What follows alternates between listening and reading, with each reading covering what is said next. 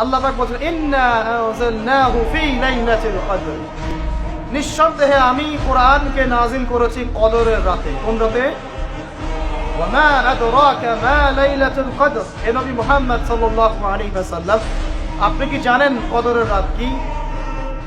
লাইলাতুল কদরি খায়রুম মিন আলফি শাহর, আল্লাহ পাক বলেন কদরের রাত হচ্ছে হাজার মাসের চাইতে উত্তম।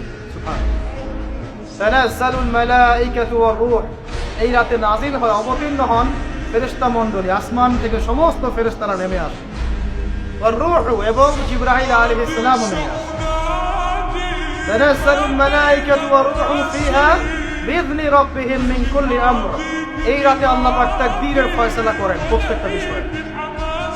সালামুন হিয়া হাত্তা মাতলাইল ফজর, এবং ফজর পর্যন্ত এই রাতে শান্তি বিরাজ করে, শান্তি শান্তি আর শান্তি। সুবহানাল্লাহ। এই রাতে যে ইবাদত করবে হাজার মাস ইবাদত করার নেকি পাবে।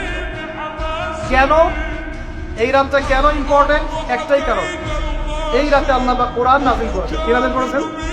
কোরআন। এখন আসেন একটু মনোযোগ ধরে রাখেন। আল্লাহ পাক কোরআন নাযিল করেছেন লাইলাতুল কদরে।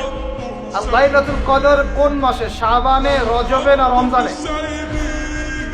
আবার বলছি, আল্লাহ বলছেন আমি কোরআন নাযিল করেছি লাইলাতুল কদরে।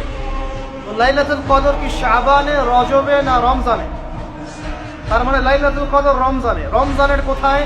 রমজানের শেষ দশকে। রমজানের শেষ দশকে 21, 23, 25, 27, 29, এই 5টা বেজোড় রাতের যে কোনো একটা রাত হবে কি লাইলাতুল কদর। তার মানে আমরা বুঝতে পারলাম কোরআন নাজিল হয়েছে লাইলাতুল কদরে, লাইলাতুল কদর হচ্ছে রমজান মাসে, অর্থাৎ কোরআন নাজিল হয়েছে রমজান মাসে। ঠিক আল্লাহ পাক সূরা বাকারায় বলছেন শাহরু রমাদানাল্লাযী উনজিলা ফীহিল কুরআন, রমজান সেই মাস যেই মাসে শুধু কিবলাই পরিবর্তন হয়নি, শুধু বদরের যুদ্ধই করা হয়নি, রমজান মাসে কোরআনও নাজিল হয়েছে। আল্লাহু আকবার। এখন বুঝতে হবে, এবার এই জায়গায় আসেন, যখন কোরআন নাজিল হচ্ছে তখনকার পরিবেশটা কেমন?